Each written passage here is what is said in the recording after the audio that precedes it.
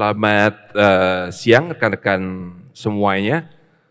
Selamat datang dan selamat datang kembali tentunya di event Mekari Conference 2024. Jadi tadi sudah disampaikan nama saya Gautama Baktiar, biasa dipanggil Gautama. Saya yang akan memandu sesi dengan tema Risk Management, Cyber Security, and Internal Control for a Safer Tomorrow. Jadi di sesi ini kita akan mengulik lah istilahnya, insight-insight seputar manajemen risiko yang mengintegrasikan langkah-langkah keamanan siber dengan internal control untuk mengurangi ancaman siber di era digital. Nah, untuk membahas tema tersebut, sekarang kita sudah ada di sebelah saya. Tadi sudah diperkenalkan Bu Sri Savitri. Beliau adalah Grup Corporate Transformation Leader di Telkom Indonesia. Beliau adalah sosok yang amat sangat sibuk ya Bu, memegang banyak jabatan baik di organisasi profesi maupun di komunitas. Kemudian di paling ujung Pak Alvin Novalino sebagai Vice President dari Vice President of Risk Management dari PT TBS Energi Utama, jadi sebuah perusahaan integrated energy. Pak Alvin ini juga amat sangat sibuk nih, banyak manggung ya Pak ya, di berbagai event.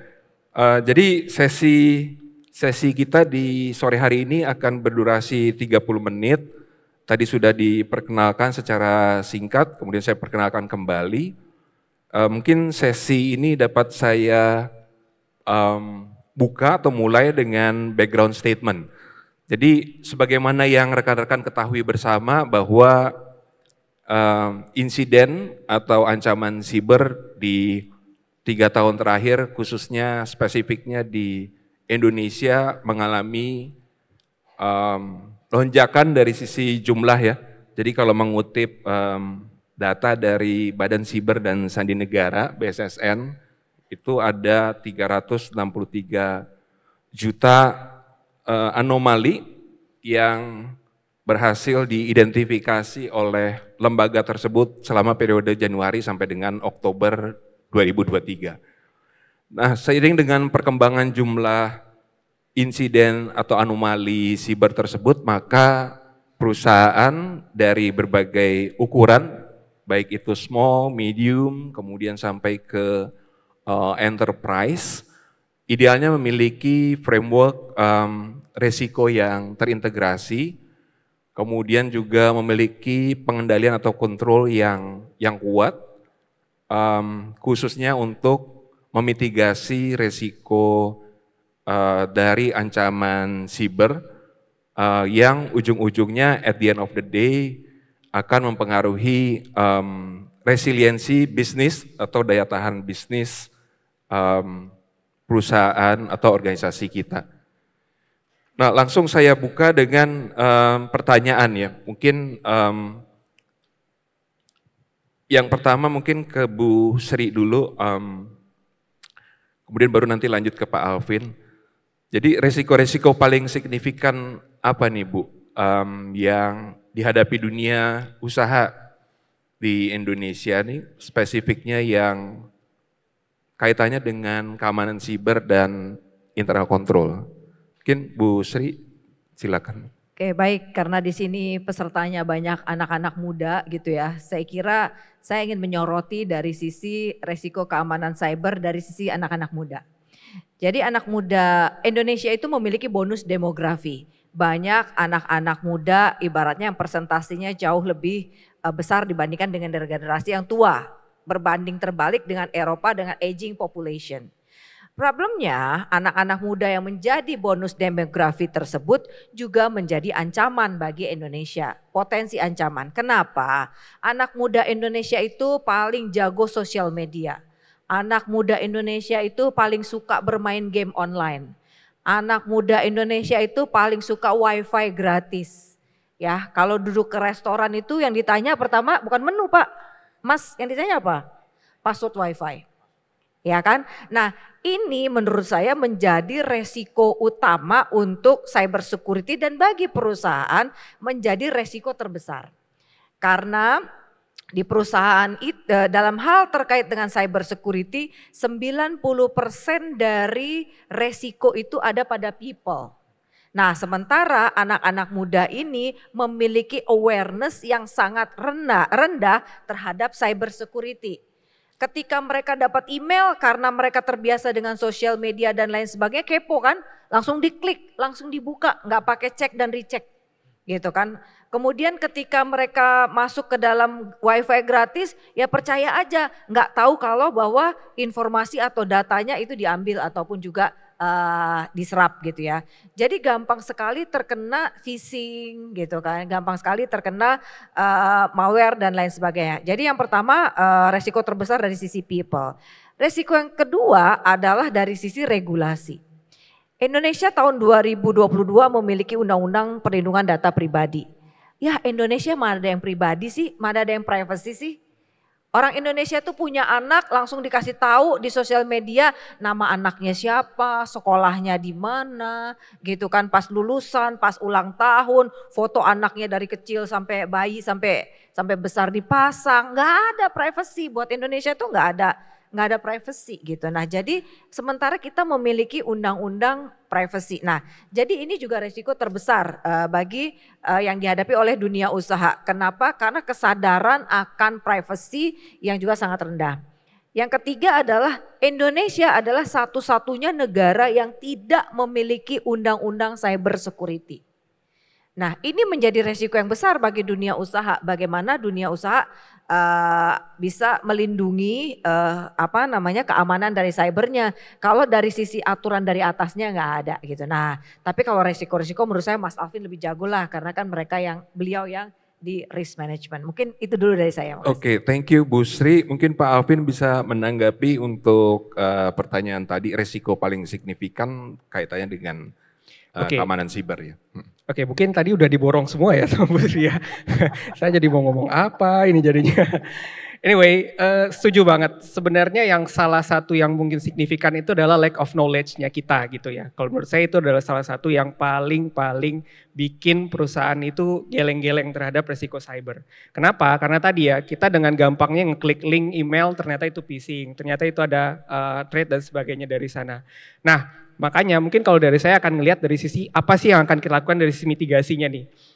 Dari masalah lack of knowledge tadi ya mestinya kita di perusahaan itu harus punya yang namanya standar yang bagus dulu nih. Kita harus punya policy, kita harus punya kebijakan dan juga dari sana kita harus melakukan sosialisasi atas kebijakan kita tadi gitu loh. Jadi jangan sampai kita let's say kayak pemerintah Indonesia, semuanya kan dari sisi kebijakan itu pasti bagus-bagus gitu ya. Tapi somehow kenapa terjadi lack of knowledge? Karena mereka nggak tahu, karena mereka nggak aware terhadap kebijakan tersebut. Karena mereka nggak tahu ternyata spesifik ada law policy mengenai A, B, C, D, E gitu. Nah mungkin dari perspektif saya adalah ya tadi lack of knowledge tadi dan dibantu juga dengan mitigasi yakni ada sosialisasi terhadap kebijakan-kebijakan yang ada. Jadi orang-orang jadi tahu, oh nggak boleh lo ngeklik email sembarangan yang jadi phishing dan itu ternyata jadi cyber risk di kita gitu. Oke, terima kasih Pak Alvin.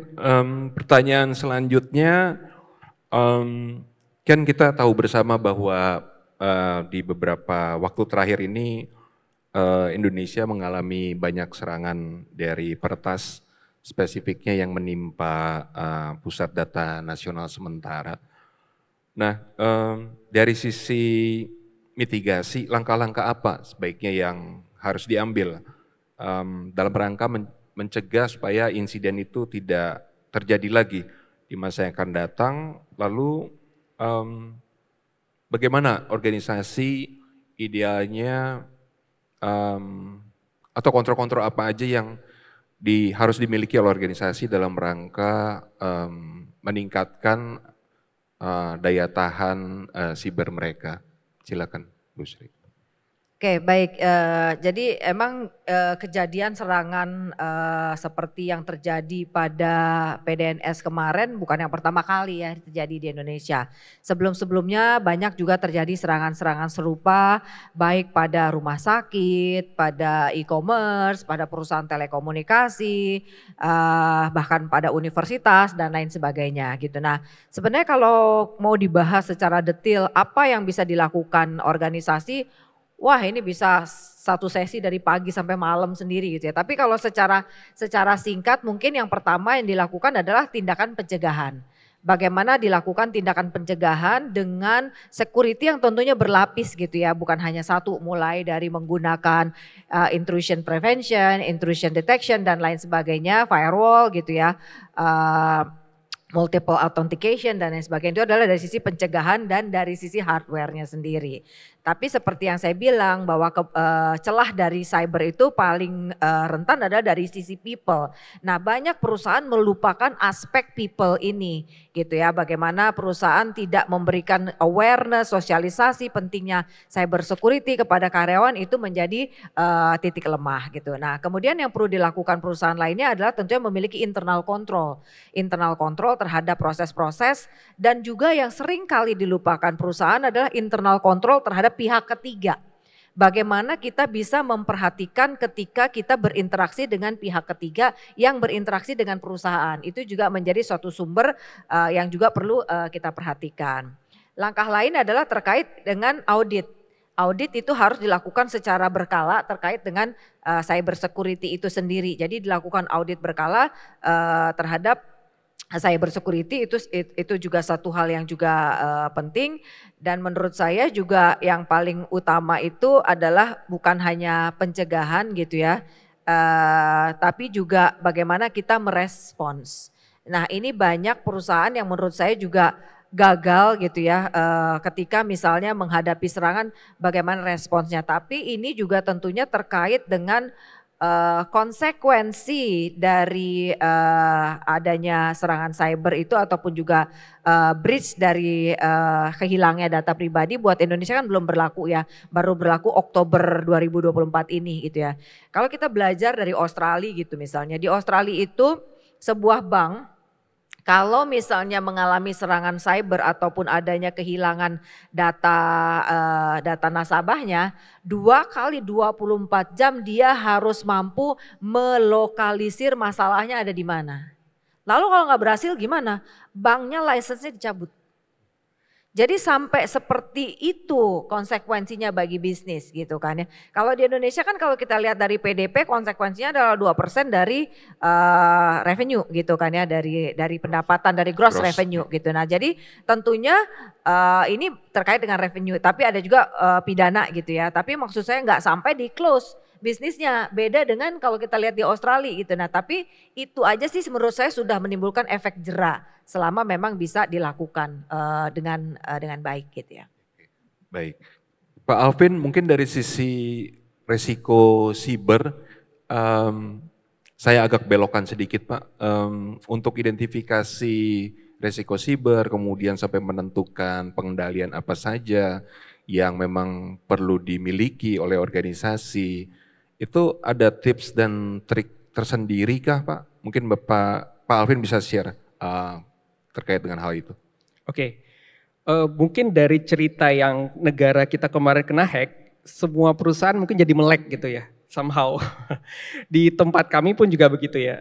Jadi background sedikit, saya dari TBS Energi Utama, perusahaan integrated energy company, yang sebelumnya itu melihat yang namanya cyber itu menganggap remeh gitu loh. Apa sih ini cyber risk nih, paling ya juga cuman hacking sedikit-sedikit aja dan itu nggak menimbulkan sesuatu yang berdampak signifikan untuk perusahaan.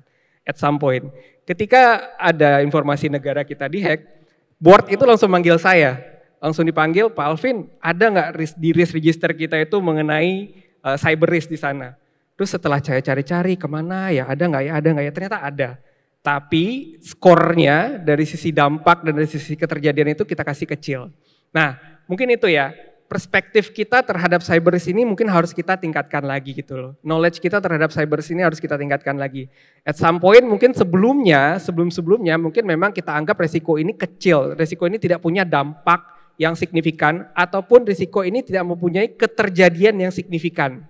Cuman dengan kejadian yang sangat menghebohkan negara kita beberapa waktu lalu itu, ya semua board, semua top manajemen jadi membuka mata nih, jadi melek. Oh iya, ternyata ada loh risiko cyber. Dan kami pun perusahaan yang bergerak di energy integrated company banyak sekali yang berhubungan dengan IT. Jadi ya mau nggak mau kita harus melek nih, kita harus paham, kita harus ngeliatin mitigasi-mitigasi yang tadi disampaikan oleh Bu Sri. Benar sekali, nggak cuma preventifnya. Ketika kejadian kita harus tahu, kita harus punya business continuity-nya, kita harus punya plan terhadap apa yang akan kita lakukan ketika kita dihack gitu loh. Nah itu tuh kadang-kadang yang saya ngeliat tuh kita tuh masih belum aware sampai sana.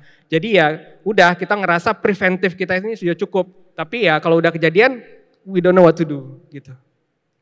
Oke, terima kasih Pak Alvin. Lanjut Bu Sri sebagai Women in Cyber Security Leader 2022 nih. Kalau Bu Sri ngelihatnya selain faktor human tadi, kebetulan Ibu kan juga di Telkom ya, yang kita tahu bersama bahwa subsidiary dan affiliated companies-nya atau entities-nya jumlahnya banyak banget gitu kan ya Bu. Itu tantangan paling paling tough mungkin dalam menjaga keamanan siber di organisasi sebesar Telkom selain faktor human yang tadi Ibu sudah sampaikan panjang lebar. Itu mungkin 3 faktor atau 3 tantangan terbesarnya apa saja tuh Bu selain faktor human tadi? Oke, tantangan utamanya untuk perusahaan sebesar Telkom itu yang pertama selain people itu adalah membangun budaya secure itu sendiri ya. Jadi budaya untuk memiliki kepedulian akan cyber security. Ya, membangun budaya ini nggak mudah gitu kan ya. Nggak bisa begitu ya secepat kilat gitu kan ya. Nah, agar ini menjadi sebuah budaya gitu kan ya. Yang kedua adalah Telkom tidak hanya sebagai pengguna dari cyber security, tapi Telkom juga sebagai penjual layanan cyber security gitu ya. Sehingga tentunya di sini tantangan paling utama itu adalah ketika kita mendevelop layanan-layanan yang kita jual kepada publik, tentunya kita harus memastikan mulai dari tahap desain sampai development sampai implementation itu dimulai dengan security at the heart gitu ya. Kemudian tantangan yang ketiga, nah ini adalah membalance between antara security dengan innovation dengan kenyamanan gitu ya. Jadi kalau kita pengen secure gitu ya, pengen aman, pasti nggak nyaman gitu kan ya. Nah jadi kemudian juga kalau kita pengen gampang gitu ya, pasti privasinya dilonggarkan. Nah itu adalah tantangan di mana kita harus membalance di antara itu sehingga produk itu masih tetap bagus, aman dan tetap nyaman digunakan gitu sih. Thank you Bu. Jadi mungkin rekan-rekan saya coba recap tadi apa yang sudah disampaikan oleh para panelis kita. Jadi key challenges-nya adalah untuk keamanan siber ini dari sisi people ya. Karena kita ketahui bersama bahwa kalau bicara keamanan siber itu kan kita bicara 3 hal sebenarnya, people, proses, kemudian juga teknologi. Tadi sudah disampaikan bahwa challenge atau tantangan terbesar ada di faktor human, ya karena memang variabel kalau kita bicara people itu kan variabelnya atau faktor X-nya lumayan banyak lah ya.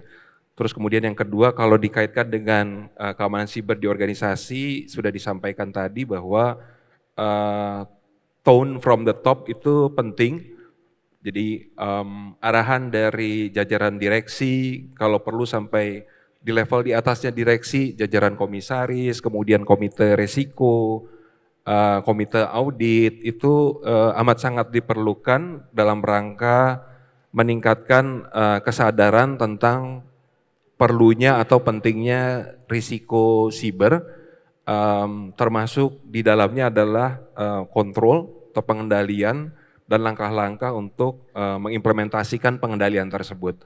Yang ketiga mungkin key challenge lain tadi sudah disebutkan bahwa generasi atau pengguna internet di Indonesia yang menurut data dari berbagai sumber dari APJI terutama ada sekitar ya 200 80 juta something, yang which is kalau realnya saya rasa di angka di kisarannya sekitar 70 sampai 80 juta Bu, karena dihitungnya kan berdasarkan alamat IP ya.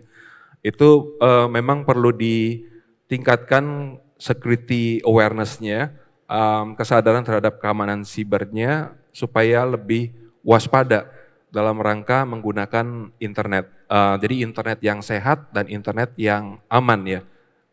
Itu key challenge-nya. Kemudian lanjut lagi nih ke Pak Alvin sekarang Pak. Saya switch ya dari tadi Bu Sri terus soalnya. Pak Alvin, kalau dalam rangka pengembangan dan penerapan internal control atau pengendalian internal, faktor-faktor apa saja sih yang perlu diperhatikan untuk mendukung sistem manajemen risiko yang kuat agar hal-hal tidak terulang kembali? Artinya ancaman, atau mungkin kalau kita bicara ancaman kan sebenarnya hal yang belum terjadi ya. Kalau sudah terjadi itu kan berarti itu serangan ya. Nah itu langkah-langkahnya apa aja tuh Pak Alvin yang mungkin dapat dilakukan oleh organisasi Pak? Oke, jadi dari sisi definisinya dulu nih ya, kan resiko itu kan potential dari problems dan opportunities. Ada upside-nya, ada downside-nya gitu ya. Nah, kalau kita ngomongin soal internal control, manajemen resiko, kita juga pertama kali harus memahami dulu posisi kita di perusahaan apa sih. Jadi ada konsep namanya three lines models, atau sebelumnya three lines of defense. Nah, three lines models ini terdiri dari 3 lini pertahanan yang ada di perusahaan. Kenapa namanya pertahanan ya, somehow dia yang akan melindungi perusahaan nih dari any kind of threats gitu ya, any kind of risk gitu yang bisa datang gitu. Nah, jadi mungkin kalau kita bilang key components yang memang penting ya, kita harus tahu dulu first line kita itu apa-apa aja sih. Dari sisi first line itu pertama yang pasti adalah internal control. Hal yang paling gampang itu adalah SOP, policy, kebijakan dan sebagainya. Ketika terjadi kemarin serangan cyber di negara kita, at some point BOD itu langsung nanya, kita punya SOP nggak sih mengenai cyber ini gitu? Kita punya nggak sih ketentuan mengenai cyber ini, mengenai IT dan sebagainya? Kenapa itu yang ditanya duluan? Karena itu adalah first line-nya kita nih di perusahaan. Itu yang menjadi lini pertama dari sisi perlindungannya. Nah itu satu dulu tuh, itu harus kuat dulu tuh yang pertama. Nah yang kedua baru second line-nya. Second line-nya apa? Second line ini ada fungsi monitoringnya di sana. Salah satunya adalah manajemen risiko. Jadi kami di manajemen risiko itu berfungsi untuk memonitor apa saja sih risiko-risiko yang ada yang memang berkaitan dengan anything. Salah satunya yang saat ini kita bahas mengenai cyber risk. Jadi di manajemen risiko sendiri sebenarnya bukan departemen yang harus aware, harus mengelola keseluruhan dari risikonya. Risk owner-nya sebenarnya ada di first line-nya tadi. Karena orang-orang yang ngerti terhadap risiko cybernya ya si doer-nya tadi gitu loh. Kami di second line itu lebih ke fungsinya monitoring-nya saja. Nah dari sana komponen ketiganya adalah third line-nya. Third line-nya siapa? Yang seperti Bu Sri sampaikan tadi, itulah internal audit. Internal audit harus bisa ngecek nih sebagai independent assurance, make sure apakah internal control yang udah ada di first line-nya tadi itu jalan dengan baik nggak? Apakah manajemen risiko yang tadi di scoring di second line tadi, oh iya risiko cyber dapat skornya sekian, probability-nya sekian, dampaknya sekian. Itu memang sudah real kalkulasinya atau belum? Atau sudah dijalankan belum mitigasi-mitigasi yang disebutkan di manajemen risiko tadi? Ketika 3 komponen ini sudah dijalankan dengan baik, saya rasa itu bisa jadi sebuah power yang cukup baik ya untuk perusahaan untuk bisa menjaga dari sisi cyber attack atau risiko-risiko yang lainnya yang bisa muncul. Oke, thank you Pak Alvin. Kemudian kalau dari Bu Sri, mungkin Bu Sri bisa sharing sedikit mengenai, tadi kan Ibu bicara soal, saya tarik agak keluar sedikit, bicara soal budaya keamanan siber di organisasi. Mungkin Bu Sri bisa sharing, karena banyak di organisasi, baik itu small, medium, dan yang enterprise Bu, itu ingin membangun budaya keamanan siber. Namun biasanya pihak security mengalami tantangan tersendiri dan mereka prefer untuk menggandeng unit HC, human capital ataupun human resources, whatever the name is, agar supaya budaya keamanan siber ini terbangun. Oleh karena itu dari sisi Bu Sri, apakah ada tips dan trik Bu gimana caranya membangun budaya keamanan siber yang ya katakanlah tidak perlu sempurna tapi minimal dari waktu ke waktu itu ada progres yang atau ada kemajuan yang dicapai Bu. Silakan Bu. Saya kira mungkin tadi berangkat dari UKM ya. UKM kan pasti memiliki budget yang terbatas gitu kan ya. Nah, untuk bagaimana sih mereka sebaiknya memiliki budaya keamanan cyber? Mulai dari hal yang basic dulu deh. Udah implementasi belum two factor authentication? Gitu kan ya. Sekarang di ruangan ini udah pada implementasi belum? Untuk WhatsApp-nya dua factor authentication, jangan-jangan belum. Gitu loh, padahal itu gratis gitu kan ya. Nah apalagi sekarang gitu ya, nggak usah UKM, kita individu deh. Pasti kan sering banget tuh dapat SMS atau dapat WA, Anda dapat kiriman paket, klik ini gitu kan. Anda dapat undangan, klik ini. Tanpa sadar bahwa tanpa dilakukan pengecekan, tautan link itu membawa kemana. Ternyata ketika diklik tautan itu berisi SDK yang masuk ke handphone para pengguna. Di dalam SDK tersebut udah dia langsung ngambil seluruh informasi yang ada di handphone itu. Bisa mengambil saldo yang ada di GoPay, bisa mengambil saldo yang ada di Grab, bisa mengambil informasi keuangan dan lain sebagainya. Nah UKM yang pertama kali perlu dilakukan adalah memastikan seluruh employee-nya pakai two factor authentication. Itu yang paling murah dulu. Nah kemudian yang kedua adalah mengajarkan tadi seperti SOP tadi. Kalau ada email jangan diklik, email yang seperti apa yang bisa diklik, bagaimana bisa dicek, itu kan juga gratis gitu ya. Mengajarkan kepada para karyawan untuk cek dan recheck. Jadi nggak usah perlu kepo lah gitu kan. Kalau ada email atau apa nggak usah langsung buru-buru diklik. Kemudian yang ketiga yang bisa dilakukan tentunya adalah memberikan sosialisasi atau training tentang ancaman cyber dan apa yang harus dilakukan. Itu juga penting, edukasi ya kepada karyawan. Nah kalau memang sudah memiliki budget gitu, UMKM yang sudah memiliki budget, ya tentunya nanti bisa berkolaborasi menggunakan antivirus atau berkolaborasi dengan perusahaan-perusahaan pengguna penyedia layanan cyber security yang tentunya juga menyediakan layanan yang juga affordable gitu ya, atau mengimplementasikan antivirus. Banyak juga kok antivirus yang juga free juga sih gitu untuk basic atau pertahanan untuk layer pertama gitu ya. Mungkin itu, makasih. Thank you Bu. Pak Alvin, saya kembali ke Pak nih. Sejauh ini pernah nggak Pak Alvin menemukan kasus di mana internal control itu berhasil mencegah serangan siber tuh Pak. Kalau pernah mungkin Pak Alvin bisa share Pak insight ke para audiens. Oke, mungkin kalau pengalaman pribadi sih belum ada ya. Cuman saya pernah baca literasi juga. Salah satu kejadiannya kalau nggak salah di 2013. Jadi industri perbankan di US itu kena serangan cyber gitu. Cuman at some points tadi ya mereka itu bisa recovery karena memang mempunyai triage models yang memang cukup up to date. Jadi at some point dari sisi SOP, kebijakan dan sebagainya itu sudah mengcover mana yang tadi di bagian preventifnya dan mana yang tadi di bagian ketika resiko itu terjadi. Nah itu tuh yang mungkin jadi satu key pointnya di sini ya. Jadi dari internal controls-nya itu udah cukup baik. Terus bergeser ke second line-nya tadi, di manajemen risikonya. Manajemen risikonya juga sudah ngeliat ini, ternyata memang mereka sudah identifikasi sebelumnya kalau serangan cyber itu sudah pasti akan terjadi. Jadi dari sisi likelihood-nya udah tinggi dan mereka sudah mengukur dampak dari resiko itu ketika terjadi akan seperti apa. Jadi mereka udah aware gitu loh.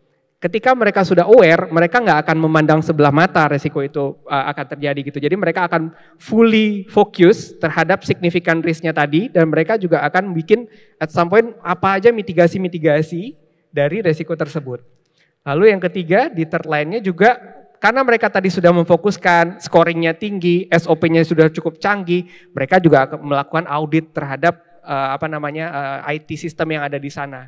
Jadi ketika pun terjadi serangan cyber di financial tadi, mereka udah know what to do-nya gitu. Mereka sudah ngerti harus mengapa dan dampak yang dihasilkan tadi jadi terreduce gitu loh.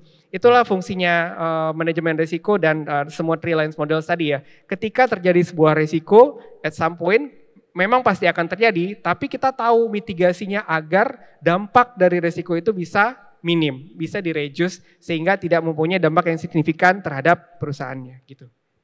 Oke, thank you Pak Alvin, Bu Savitri. Jadi saya recap para audience, praktek terbaik atau best practice untuk keamanan siber dan internal control nih dalam rangka atau dihubungkan dengan manajemen risiko.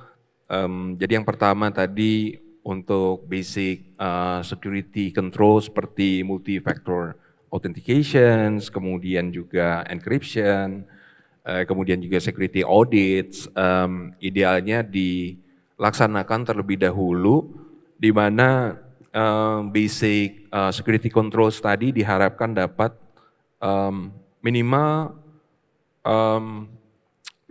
membangkitkan dalam tanda kutip kesadaran tentang pentingnya keamanan siber. Kemudian yang kedua adalah untuk internal control sendiri bahwa resiko-resiko siber yang sudah diidentifikasi oleh organisasi perlu dibuat lebih spesifik, skenario-skenario apa saja yang paling mungkin terjadi, sehingga nanti pengendalian-pengendalian internal yang didesain maupun diimplementasikan menjadi lebih punya nilai dan lebih punya manfaat, istilahnya tepat guna ya. Jadi mungkin itu rekap tentang sesi yang kedua tadi. Nah ini pertanyaan terakhir buat Pak Alvin dan Bu Sri nih, saya kembalikan mungkin ke Pak Alvin lagi deh. Saya rasa di audiens banyak juga yang berasal dari organisasi yang small and medium organizations. Jadi secara sumber daya terbatas, kemudian juga mungkin dari sisi anggaran keamanan siber juga terbatas. Nah, rekomendasi apa nih yang Pak Alvin mungkin bisa sampaikan untuk usaha kecil dan menengah dalam rangka meningkatkan pengendalian internal maupun keamanan siber mereka? Silakan, Pak. Oke, mungkin sesimpel pertama adalah mengimplementasikan yang namanya risk-based thinking, Bapak Ibu. Ini sesuatu yang sebenarnya nggak susah, nggak punya modal banyak, tapi memikirkan segala sesuatu itu dari resikonya dulu nih, gitu. Risk-based thinking itu sesimpel kita memikirkan dari sisi bisnis kita yang memang UKM, apa sih sebenarnya risiko yang akan kita hadapi ke depannya. Karena balik lagi by definition, risk is the potential of problems and opportunities. Jadi dari sana kita sudah harus bisa praktekkan dulu nih. Kita jangan sampai mengambil sebuah keputusan itu tanpa mengconsider yang namanya risiko. Baik dari sisi upside-nya, opportunities yang keluar dari risiko itu, atau downside-nya, problems yang akan muncul dari risiko-risiko tersebut. Nah, implementasi risk-based thinking ini nggak susah dan nggak mahal sebenarnya. As simple as bagaimana kita bisa melihat segala sesuatu dari risikonya dan bagaimana kita bisa melihat misalnya memulai dari bisnis prosesnya kita dulu nih. Let's say kalau di UKM kita menjual makanan gitu ya, F&B gitu. Di situ kan pasti nanti ada resiko makanannya expired, basi dan sebagainya. Kita harus pikirkan nih dari mana, gimana sih caranya makanan ini bisa cepat kejual agar tidak expired tadi. Itu yang disebut dengan risk-based thinking. Jadi segala sesuatunya itu komponen risikonya itu harus kita tanamkan dulu nih. Dengan kita implementasi risk-based thinking tadi, hopefully kita jadi bisa mitigate risiko-risikonya dan bisa mereduce dampak-dampak dari risiko tadi. Kira-kira gitu Pak. Oke, kalau Bu Sri mungkin Bu?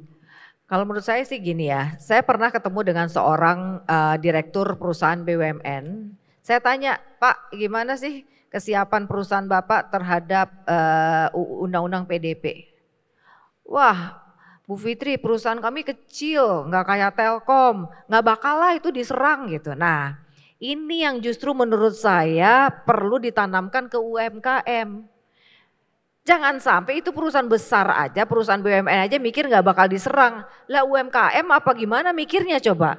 Nah, kalau sampai UMKM di Indonesia berpikiran bahwa kita nggak bakal diserang, mindset ini yang berbahaya.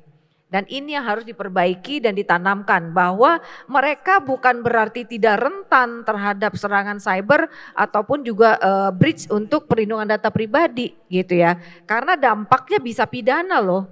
Kalau mereka mendapatkan serangan cyber, mereka bisa kehilangan uang, kehilangan data pelanggan, kehilangan reputasi dan lain sebagainya. Jadi menurut saya yang perlu disadarkan itu juga para UMKM bahwa mereka tidak terbebas dari serangan cyber dan mereka bukan berarti tidak akan dirugikan dari serangan cyber. Mungkin itu yang perlu kita bangkitkan. Oke, baik, terima kasih Bu Sri, Pak Alvin, menarik sekali tadi jawabannya. Jadi kalau coba saya rekapitulasi untuk UMKM, Bapak Ibu dan rekan-rekan sekalian, risiko siber sama pentingnya dengan risiko-risiko lain, dan risiko siber ini tentu saja berlaku untuk seluruh organisasi, khususnya organisasi-organisasi yang berada di industri yang tingkat persaingannya amat sangat kompetitif. Competitiveness-nya tuh begitu tinggi. Kemudian yang kedua tadi poinnya kaitannya dengan undang-undang PDP yang kita tahu bersama akan berlaku efektif baik secara pidana maupun perdata di Oktober tahun 2024, beberapa bulan lagi, di mana salah satu sanksinya buat organisasi adalah adanya denda sebesar 2% dari annual gross revenue atau gross revenue per tahun, di mana membuat kita semua harusnya akan lebih meningkat ya kesadaran terhadap keamanan siber. Mungkin itu rekapitulasi saya terhadap sesi yang ketiga tadi. Dan waktunya juga kebetulan sudah habis. Mungkin rekan-rekan berikan tepuk tangan dong ke para panelis dan Oke, jadi itu tadi sesi pada State Strategy Space, Risk Management, Cyber Security and Internal Control for a Safer Tomorrow. Di kita sore ini di Mekari Conference 2024. Thank you buat para speaker, Pak Alvin, Bu Sri, beliau berdua nih amat sangat sibuk nih. Kita amat sangat mengapresiasi ya kehadiran dan insight-insight yang sudah diberikan. Kemudian thank you juga buat para audiens atas antusiasme.